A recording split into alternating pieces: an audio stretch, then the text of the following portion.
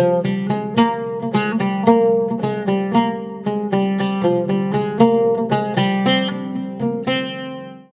Friends, welcome to Great Indian Kitchen. நம்ம இன்னைக்கு எல்லாருக்கும் ரொம்ப ரொம்ப பிடிச்ச குலாப் ஜாமுன் எப்படி செய்கிறதுன்னு பார்க்க போகிறோம். நான் கடைகளில் கிடைக்கிற இன்ஸ்டன்ட் குலாப் ஜாமுன் மிக்ஸ் வச்சு தான் செய்ய போகிறேன். பொதுவாகவே குலாப் ஜாமுன் பண்ணும்போது நமக்கு வர பிரச்சனை என்னன்னா, மேலே விரிசல் விழுந்துடும், இல்லைன்னா உள்ள மாவு வேகாத மாதிரி இருக்கும், அப்படி இல்லைன்னா சுகர் சிரப் ஒழுங்காக உறிஞ்சாமல் இருக்கும். இந்த பிரச்சனையெல்லாம் எதுவுமே இல்லாமல் பர்ஃபெக்டான குலாப் ஜாமுன் எப்படி செய்கிறதுன்னு தான் இந்த வீடியோவில் பார்க்க போகிறோம். ஸோ வீடியோவை ஸ்கிப் பண்ணாமல் பாருங்கள். இப்போ வாங்க இதை எப்படி செய்கிறதுன்னு பார்க்கலாம். ஃபஸ்ட்டு ஒரு மிக்சிங் பவுலில் ஒரு packet instant gulab jamun mix பவுடரை சேர்த்துக்கோங்க. நான் எம்டிஆர் குலாப் ஜாமுன் மிக்ஸ் எடுத்திருக்கேன். நீங்கள் இதே பிராண்டு தான் யூஸ் பண்ணணும்னு இல்லை, உங்களுக்கு விருப்பமான எந்த பிராண்டு வேணாலும் யூஸ் பண்ணிக்கலாம். இப்போ இதில் கொஞ்சம் கொஞ்சமாக தண்ணி சேர்த்து நல்லா மிக்ஸ் பண்ணிக்கோங்க. தண்ணிக்கு பதிலாக நீங்கள் பால் கூட சேர்த்துக்கலாம், நல்லாயிருக்கும். பிசையும் போது ரொம்ப அழுத்தம் கொடுத்து பிசையாதீங்க, ரொம்ப ஜென்டிலாக இந்த மாதிரி பிசைஞ்சுக்கோங்க. சப்பாத்தி மாவை விட நல்லா பிசு பிசுன்னு பிசைஞ்சு எடுத்துக்கோங்க. பாருங்கள், இந்த மாதிரி. இந்த மாவை நம்ம உடனே உருட்டக்கூடாதுங்க, கொஞ்ச நேரம் இது ஊறணும். ஊறின அப்புறம் நம்ம உருட்டினாதான் வெடிப்புகள் இல்லாமல் நல்லா வரும். இது ஊறிக்கிட்டு இருக்க டைமில் நம்ம சுகர் சிரப் ரெடி பண்ணிடலாம். நல்லா ஒரு அடிகனமான பாத்திரத்தில் 3 கப் அளவு சர்க்கரை சேர்த்துக்கோங்க. இது ஒரு 600 கிராம் அளவு இருக்கும். அடுத்தது இதில் 3 கப் அளவு தண்ணி, எந்த கப்பில் சர்க்கரை எடுத்தீங்களோ அதே கப்லையே அளந்து சேர்த்துக்கோங்க. இப்போ மீடியம் ஃப்ளேமில் வச்சு சர்க்கரை முழுமையாக கரையிற வரைக்கும் வெயிட் பண்ணுங்க.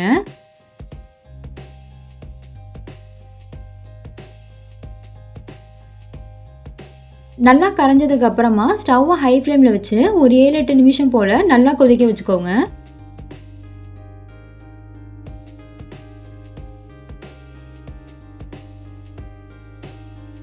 அந்த பாகை தொட்டு பார்க்கும்போது லேசாக பிசு பிசுன்னு இருக்கணும், அது கரெக்டான கன்சிஸ்டன்சி. இப்போ தொடும்போது பிசு பிசுன்னு இருக்குது. இந்த ஸ்டேஜில் 1/4 டீஸ்பூன் ஏலக்காய் தூள் சேர்த்துட்டு ஸ்டவ் ஆஃப் பண்ணிடலாம். இது அப்படியே ஒரு ஓரமாக இருக்கட்டும். இப்போ இன்னொரு சைட் பார்த்தீங்கன்னா மாவு ஒரு 10 நிமிஷம் போல் நல்லா ஊறிருக்கு. கையில் கொஞ்சமாக நெய் இல்லைன்னா எண்ணெய் தடவிக்கோங்க. அதுக்கப்புறமா சின்ன சின்ன உருண்டைகளை உருட்ட ஆரம்பிச்சிருங்க. ஃபஸ்ட்டு உள்ளங்கையில் வச்சு நல்லா ப்ரெஸ் பண்ணி உருட்டிட்டு அதுக்கப்புறமா ரவுண்ட் ஷேப்க்கு உருட்டிக்கோங்க. இது மாதிரி பண்ணும்போது நமக்கு விரிசல் இல்லாமல் உருண்டை கிடைக்கும். பெரிய உருண்டைகளாக உருட்டக்கூடாது, அப்படி உருட்டிட்டிங்கன்னா மோஸ்ட்லி விரிசல் விட்டுரும், அப்படி இல்லைன்னா உள்ள மாவு வேகாமல் இருக்கும். இன்னொன்று என்னென்னா, நம்ம எண்ணெயில் சேர்த்து பொரிக்கும் போது சைஸ் அப்படியே பெருசாகும், அதனால் சின்ன சின்ன உருண்டைகளாக உருட்டி எடுத்துக்கோங்க. இப்போ எல்லா மாவுலையும் உருண்டை பிடிச்சி எடுத்தாச்சு. இப்போ நம்ம எண்ணெயில் போட்டு பொரிக்க ஆரம்பிச்சிடலாம். எண்ணெய் மிதமான சூட்டில் இருக்கணும், ரொம்ப சூடாக இருந்துச்சுன்னா போட்ட உடனே அப்படியே செவந்து போயிடும். மிதமான சூட்டில் இருக்கும்போதே நம்ம ரெடி பண்ணியிருக்க உருண்டைகளை ஒன்று ஒன்றா உள்ளே சேர்த்துருங்க. உருண்டைகளை போடும்போதே டக்கு டக்குன்னு ஃபாஸ்ட்டாக போட்டுறணும், இல்லைனா ஃபஸ்ட்டு போட்டதெல்லாம் செவந்து போயிடும். ஸோ இந்த மாதிரி டக்கு டக்குன்னு போட்டுகிட்டே இருக்கணும். இன்னொன்று என்னென்னா, நீங்கள் உருண்டைகளை உள்ளே சேர்க்கும்போது உடனே அது எலும்பி வரக்கூடாது. இந்த மாதிரி அடியில் போய் செட்டில் ஆகணும், மெதுவாக தான் மேலே எலும்பி வரணும். அப்போ தான் எண்ணெய் கரெக்டான சூட்டில் இருக்குன்னு அர்த்தம். எல்லா உருண்டைகளும் மேலே எலும்பி வந்த அப்புறமா இந்த மாதிரி கரண்டி வச்சு மிக்ஸ் பண்ணிக்கோங்க. இது மாதிரி பண்ணும்போது எல்லா சைடும் ஒரே மாதிரி ஈவனாக செவந்து நல்லா வறுபட்டு வரும். இப்போ பாருங்கள், நல்லா வறுபட்டு வந்திருக்கு. எல்லா சைடுமே நல்லா கோல்டன் ப்ரௌன் கலரில் சேஞ்ச் ஆகியிருக்கு. இப்போ இதை வெளியில் எடுத்துடலாம். இதே மாதிரி மீதி இருக்க எல்லாத்தையுமே பொரிச்சு எடுத்துக்கோங்க.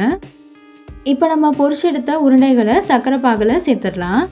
பொரிச்சு எடுத்த உருண்டைகள் சூடாக இருக்கணும், ஆனால் சர்க்கரை பாகு நல்லா ஆறி இருக்கணும். அப்போ தான் உருண்டைகளை சர்க்கரை பாகில் சேர்க்கும் போது உடையாமல் பர்ஃபெக்டாக ஊறி வரும். ரெண்டுமே நல்லா சூடாக இருந்துச்சுன்னா கண்டிப்பாக உருண்டைகள் உடைஞ்சு மாவு மாதிரி பெரிய ஆரம்பிச்சிடும். எல்லாத்தையுமே உள்ளே சேர்த்தாச்சு. இது 3லேருந்து 4 மணி நேரம் நல்லா ஊறட்டும். நல்லா ஊறினாதான் சர்க்கரை பாகு உள்ள வரைக்கும் இறங்கி ஊறி இருக்கும். இடையில கலந்து விட்டு ஊற வைங்க. இப்போ 4 மணி நேரம் ஆயிடுச்சு. குலாப் ஜாமுன் நல்லா ஊறி சூப்பராக வந்திருக்கு. இப்போ நீங்கள் இதை சர்வ் பண்ணலாம். பாருங்கள் எவ்வளோ சாஃப்டாக இருக்குது. சர்க்கரை பாகும் உள்ள வரைக்கும் இறங்கி நல்லா பர்ஃபெக்டாக ஊறி வந்திருக்கு. அதே டைமில் உள்ளே வந்து வெள்ளையாக மாவில்லை பாருங்கள், கம்ப்ளீட்டாக வெந்து வந்திருக்கு. அவ்வளோதான், நல்லா சாஃப்ட் அண்ட் ஜூஸியாக குலாப் ஜாமுன் சூப்பராக ரெடி ஆகிடுச்சு. கண்டிப்பாக நீங்களும் இதே மெத்தடில் குலாப் ஜாமுன் செஞ்சு பாருங்கள். செஞ்சு பார்த்துட்டு எப்படி இருந்துச்சுன்னு கமெண்ட் செக்ஷனில் சொல்லுங்கள். வீடியோ பிடிச்சிருந்தா லைக் பண்ணுங்கள், ஷேர் பண்ணுங்கள், சப்ஸ்கிரைப் பண்ணுங்கள். தேங்க்யூ, பாய்.